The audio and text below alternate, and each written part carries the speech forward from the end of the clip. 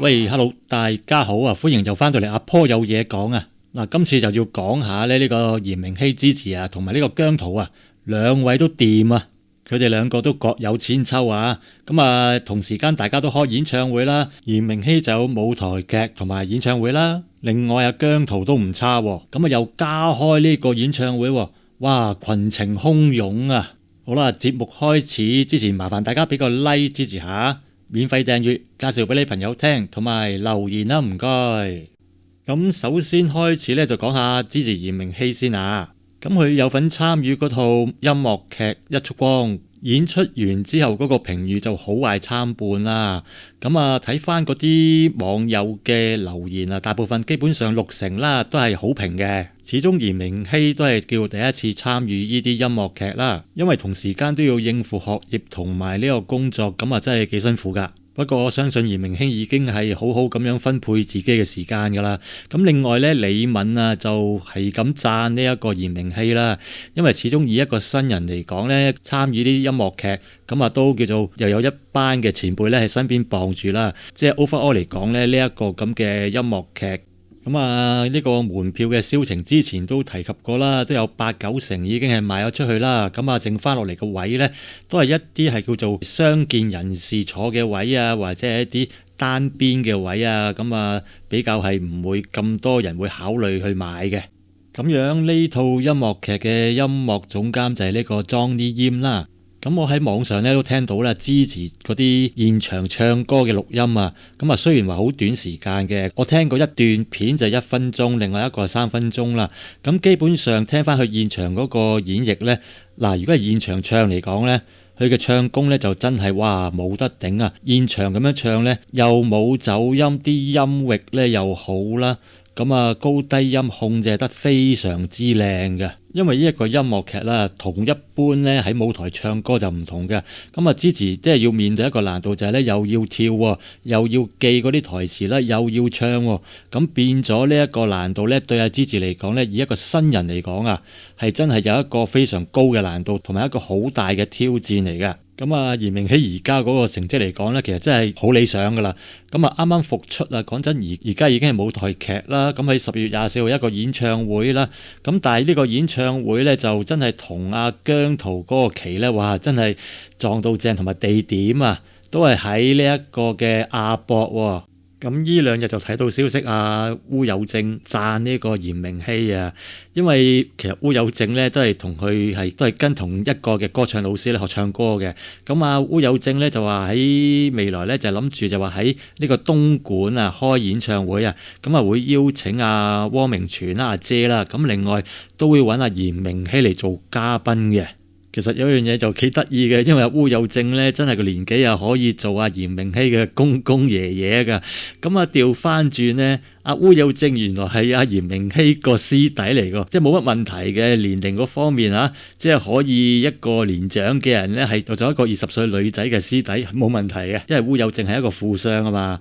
咁啊佢又好中意唱歌喎，咁啊又會自資自己開演唱會，最緊要一樣嘢，烏有正咧就睇得起阿嚴明熙，即係如果咁樣嚟講呢，以後要接 job 啊，咁啊烏有正如果係做一個投資者嚟講呢，咁啊真係嚴明熙呢就接到手軟啊。所以啊，嚴明熙而家做一個獨立歌手嘅身份呢，就係有一樣好處咯。使乜跟 TVB 啊，話俾人哋呢，即係掣肘住啊，控制住你要做啲咩 show 啊，演出啲乜嘢啊，樣樣嘢都冇晒自由。而家咁樣。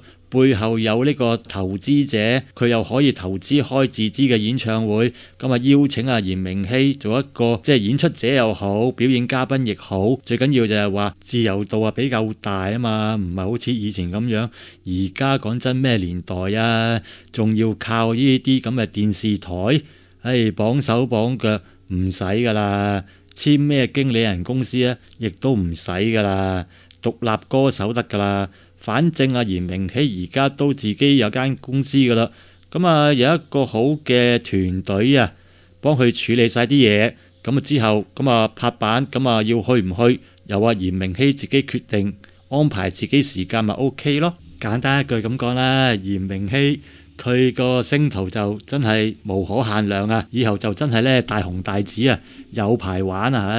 所以呢個咧樂壇小天后啊，我真係睇好佢咯。即係以後嚟講，佢根本可以超越王菲啊，甚至乎啊阿 Gem 呢啲啊。咁啊阿 Gem 啊當然啦，都好犀利啦，又彈琴啊，又識吉他，又識打鼓，真係樣樣皆精啊！哇，犀利，又識寫歌啊！咁啊，即係大家都係各有千秋嘅實力派啦。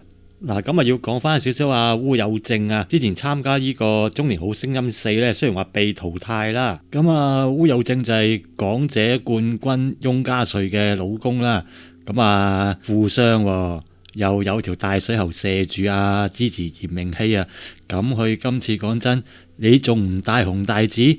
哇，跟住落嚟真係前途無可限量啊，大把嘢你做啊，真係嚴明熙勁啊！嗱，舉例咁講啊，譬如開拍電影啊，咁你都要有投資者㗎。咁啊，你背後就係一個類似呢啲咁嘅富商，佢有錢投資一筆錢落去開戲拍電影，之後揾一班演員啊、導演啊、編劇啊，所有嘅一切去製作一個電影。而家呢，嚴明熙就係正就係需要呢種咁嘅富商，可以有個大水喉射住，咁啊掂咯，係咪先？樣嘢。做邊樣嘢，其實講真都係要錢嘅，冇錢嘅真係好難成事噶。因為早係1、2個月前呢，有傳就話支持後邊係咪有啲大水喉有金主呢？究竟係咩人呢？之前有講過話芒果電視嘅，咁芒果電視其中一個啦，咁其餘嗰啲就係一直都係一個謎。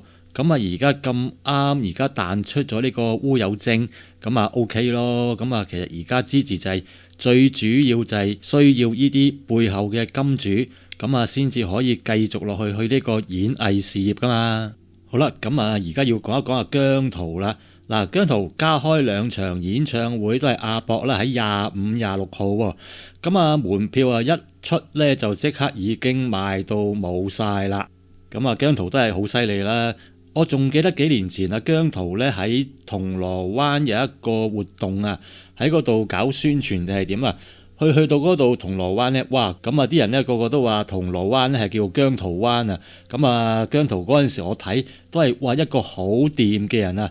咁啊佢哋 Mirror 入邊咁啊，另外我都好中意嘅，另外就係 Anson Lo 啦。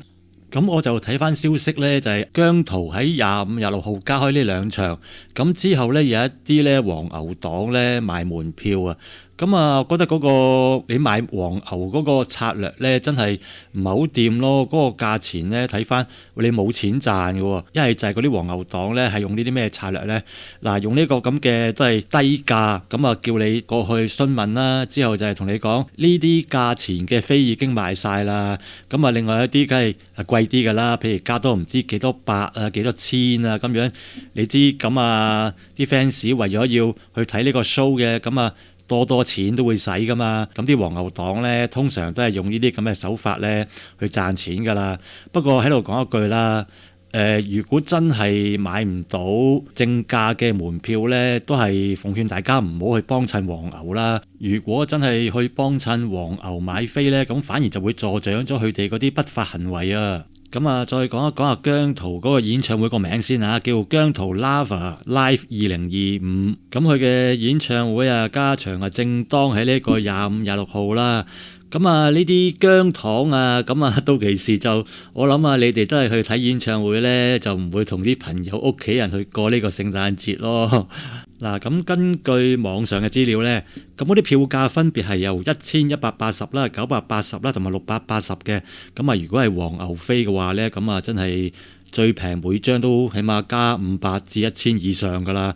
不過頭先講咗啦，都係唔好買黃牛啦。嗱，咁呢個演唱會呢，喺呢個博覽會嗰度搞嘅場地呢，就係可以最少入座係超過12000人喎。咁啊，頭先講過一啲啊黃牛飛啦，睇翻資料係咪啲黃牛黨賣唔到飛呢？驚炒窿呢？咁啊睇翻啲資料就話疑似啊黃牛黨啊驚炒窿飛，就話要盡快急售喎。咁當中呢，分別原價呢，就1180呢，就以咩啊？1180就以1110去出手。咁你咪蝕本？唔係話咁啊，另外亦都有一啲1180嘅就係以980出售，980呢就係再減200蚊出售。哇！咁你呢啲黃牛黨你真係唔好做黃牛好過啦，做到蝕本嘅。咁啊，你講真，而家咩年代啊？仲係咩80、90年代紅館嗰陣時，即係炒黃牛去賺錢啊！而家冇呢支歌仔唱㗎。即係如果咁講啦，咁多姜糖嚟講呢，如果真係想聽呢個演唱會呢，有個隱憂㗎。佢咁樣減價賣呢啲所謂叫做呢驚炒窿嘅黃牛飛呢，小心係假飛啊！真係㗎，話唔埋㗎，全部 copy 到呢一模一樣。因為如果你哋真係去買呢啲黃牛飛呢，當你哋交收嗰陣時呢，根本你喺嗰刻呢，你哋唔會走去好 detail 咁 check 嗰張飛啊，就會上高有啲咩 QR code 呢，你 scan 落去，係啊，佢係真係官方嗰個 QR code 啊，因為張飛都係官方嗰個 QR code 啊嘛，咁變咗你哋就係小心啲啦。即係我可以奉勸大家啦，即係呢啲咁嘅所謂驚炒窿嘅黃牛飛呢，有可能全部都係假飛嚟㗎。為咗避免受騙呢，就真係唔好去買呢啲咁嘅叫做平價嘅黃牛飛啦嚇。咁寧願咩等下一次阿姜濤再開演唱會嗰陣時咪再去聽更加好咯，係咪？嗱，咁樣最新嘅消息就係呢個2025年11月26號1點鐘啊，咁叱咤2025啊，我最喜愛嘅男歌手最後5強之一就係姜濤啦。嗱，除咗呢個姜濤入圍之外呢，咁另外 Anson Lo 都有份喎。你諗下，哇 Mirror 入邊咁樣有2個都入咗去喎。不過喺度順便又講一講啦，Mirror 入邊呢咁多位個個男仔嘅長相呢，哇個個都係以男仔嘅角度嚟睇啊，我都覺得佢哋個個都係靚仔咯。咁所以而家呢一代啲歌手呢，唔單止要淨係講實力啊，咁個樣一定要又要靚仔靚女啦，好似嚴明熙咁樣，又靚女啦，又有實力啦，又後生啦，哇 Anson Lo 姜濤佢哋又係唱得跳得啦，樣樣都掂嘅。所以而家呢一代嘅歌手啊，就係真係同80年代、90年代嗰陣時咩四大天王啊，真係已經係唔同噶啦。真係以前嗰啲四大天王都話叫靚仔啊、高大有型啊。咁除咗郭富城矮啲啦，咁之後而家呢一代嘅真係又要識得做戲啊、唱歌啊、音樂各方面又要精通啊。又會參與其他嘅咩音樂劇啊，或者其他電影電視啊，好似 Mirror 入邊其他成員啦。咁喺 ViuTV 入邊有啲劇集，我之前都有睇過。咁個個都參與呢啲咁嘅拍攝啦。咁多才多藝啊！嗱，雖然今輯呢淨係主要係講阿姜濤同埋阿嚴明熙 Gigi 啦，咁其實香港都仲有好多好出色嘅年青嘅男女歌手嘅，咁希望香港嘅呢個娛樂圈或者係呢個叫做樂壇啦，可以百花齊放啊，更加發掘更加多呢啲有潛質嘅男女歌手出嚟啦，係咪？咁好啦，咁呢個節目呢就講到嚟呢一度啦。咁如果大家中意我呢個頻道嘅話，麻煩大家俾個 like 支持下，免費訂閱，介紹俾你朋友聽，同埋建設性留言。咁我哋下次見，好啦，拜拜。